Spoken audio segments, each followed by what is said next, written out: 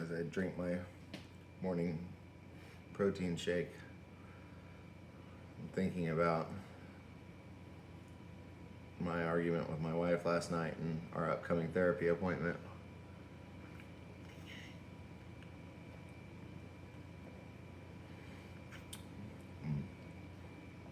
She does not like my voice.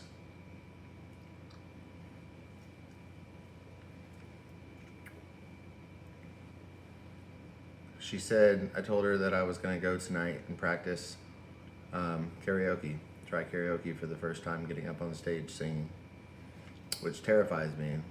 And she acted like she was upset that she couldn't come. And I knew deep down in that moment that I was mad. I was triggered right then.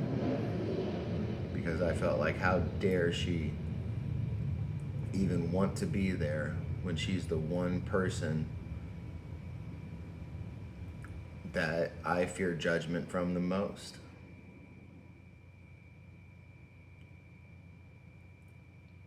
I keep feeling like I'm on this journey of self-discovery to find these self-limiting beliefs and eliminate them and believe in myself and make something of myself that I really can be proud of. Everything from being a father to skills and what I want to do with my life as a career. I want everything on the table, but I'm only looking to make myself better. And I feel like I'm doing a pretty fucking good job and getting very little credit for it.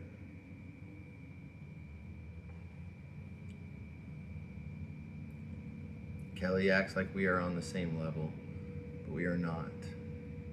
I have grown a lot, and she has grown a little.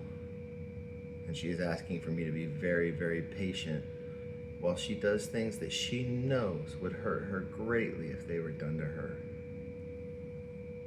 She knows that my voice is important to me, and she treats it like a hobby. She knows this journey of self-discovery is important to me. I mean, it is literally what books are written about, and like, I feel like it's something that's very important to me, and if she doesn't want to be a part of it, that's okay. She doesn't have to be.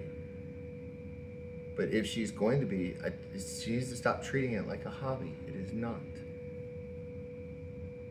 I feel like I was never speaking with my true voice, and I realized how true that was when I realized I wasn't hearing things properly, don't understand rhythm and tempo, and all of these things became abundantly clear that I actually had a lot of self-limiting beliefs, and some of them were that I knew what I was doing, because there was a lot of stuff I was guessing at.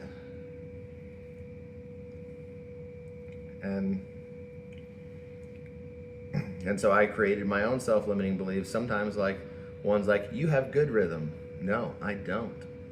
Maybe I can. I think I might be able to have amazing rhythm because of how my brain works. But currently, my rhythm is not good. And I created all of these little self-limiting beliefs, and I have to go untangle them all. And as I do, I am seeing dramatic improvements. And that's just in my voice, but I'm applying that same logic to my life, to being a dad. And all of a sudden, my son's speech and improvement is getting better with his dad, while his dad's working on that. But Kelly wants to only praise the school that we put him in, and which I do believe is a big part of it. But he was also already improving.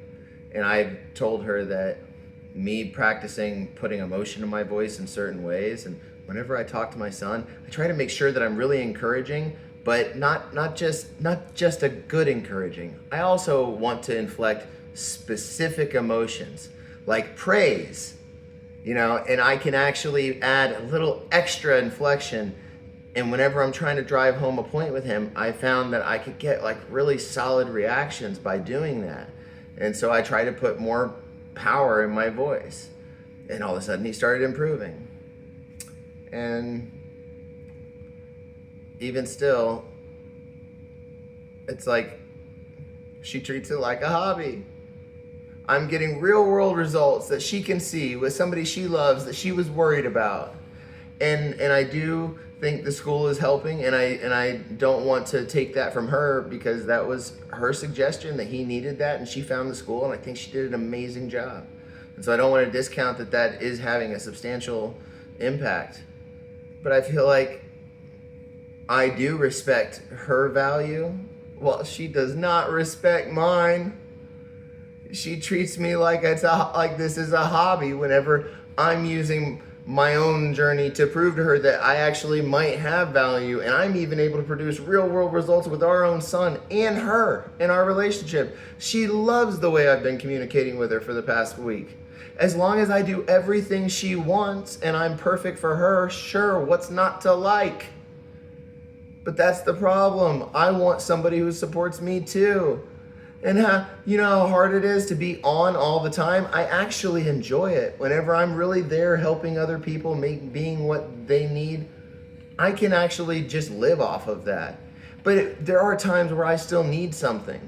And if I do, and that person's not there for me when I've been on for them. So if I'm there for Kelly 80% of the time, and then 20% of the time I want some attention, whether it's sexual or my singing or voice coaching or anything, that she can't do that, it just seems like a pretty bad slap in the face whenever like I bend over backwards to do everything for her and have to bridge every emotional gap, only to have her act like we're on the same level when we are not.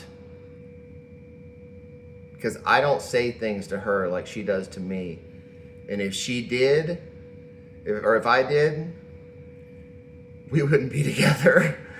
Because I know she would never tolerate it. Last night she told me that I'm like super depressed. I'm not. I told her, I think I'm happier than I've ever been. I finally am okay with the whole journey of self-discovery. I scoffed at it for years. Thought that was stupid. Something they write books about. But that's the way I felt, and I finally gave in, and I am happy. The only thing that I'm not happy about is the fact that my wife treats me and everything that I care about like it's something that bothers her. She kind of scoffs at my happiness almost. I don't know why.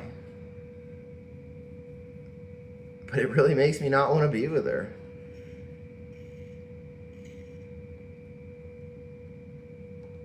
I mean, why would you want to be with somebody who you feel like does not want you to lose weight because it makes you happy? Who does not want you to practice singing because it makes you happy?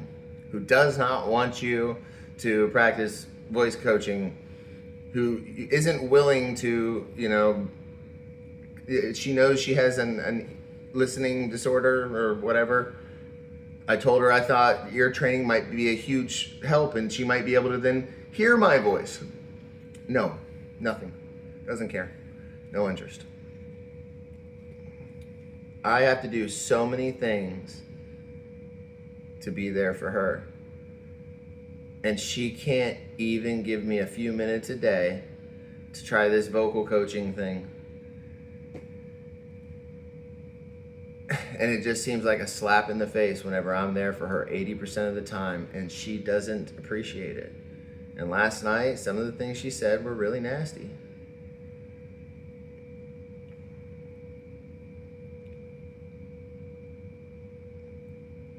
She's talking about how I don't take care of the house and I'm not doing anything and that my behavior is not improving, which is ridiculous. I literally have bent over backwards.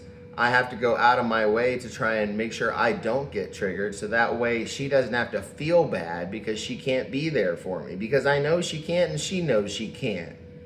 And so I have to try and even navigate my own emotions, not to even think about certain things just so I don't get off track, because whenever I do, I'll get sad, and she did do a really good job comforting me, but like only because we're not talking about it, okay? She's like saying, okay, I'll be there and cuddle you, but that's all I can do.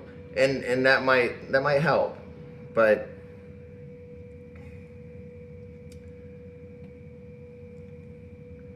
I do not want to be there for somebody 80% of the time, to have them scoff at me and not be there for me 20% of the time, and then not even give me credit for the 80. It's too much.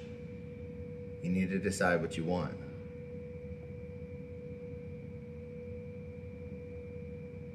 I don't want to be with somebody who acts like they do everything when they don't, Kelly. You don't communicate. You aren't there for me emotionally. You do require me to be there for you emotionally. And if I weren't, our relationship would fail. So stop acting like you can say, well, I don't expect anything from you. No, that's not how it works. People are there for each other in relationships, and you do require it from me.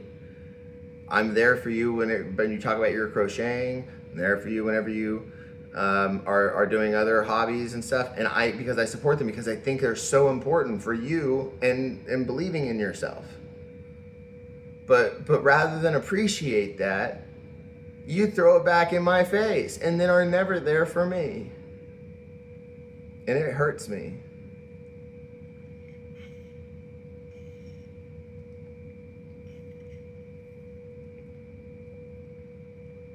I thought I could do this and drink my shake to make use of the time, but I end up just monologuing and not drinking my shake. It's not like I have a tendency to do that or anything.